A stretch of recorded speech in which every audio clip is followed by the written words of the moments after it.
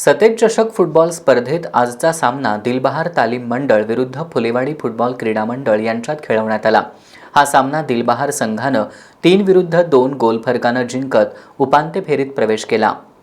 सतेज चषक फुटबॉल स्पर्धेत आजचा सामना दिलबहार तालीम मंडळ विरुद्ध फुलेवाडी फुटबॉल क्रीडा मंडळ यांच्यात खेळवण्यात आला। पूर्वार्धात 11व्या मिनिटाला स्वयं साळोखे यानं गोल करत दिलबहार संघाला आघाडी मिळवून दिली। यानंतर 26व्या मिनिटाला दिलबहारच्या प्रथमेश भोसले यानं गोल करत संघाला 2-0 अशी आघाडी मिळवून दिली। सामन्याच्या 38व्या मिनिटाला दिलबहारच्या स्वयं साळोखे यानं गोल करत संघाला 3-0 अशी भक्कम आघाडी मिळवून दिली। 39व्या मिनिटाला फुलेवाडीच्या सत्यम पाटील यानं गोल करत संघाचं खातं खोललं। पूर्वार्धापर्यंत दिलबहारची 3-1 अशी आघाडी होती। उत्तरार्धात सामन्याच्या अधिकच्या वेळेत फुलेवाडीचा सत्यम पाटील यानं गोल नोंदवला।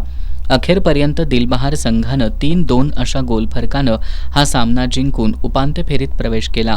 दिलबहारकडून माणिक पाटील, फेबिन, संकेत वेसणेकर, स्वयं साळोखे आणि फुलेवाडीकडून मारुती कोळी, अक्षय पाटील, सिद्धार्थ पाटील, अक्षय मंडलिक यांनी उत्कृष्ट खेळाचं प्रदर्शन केलं।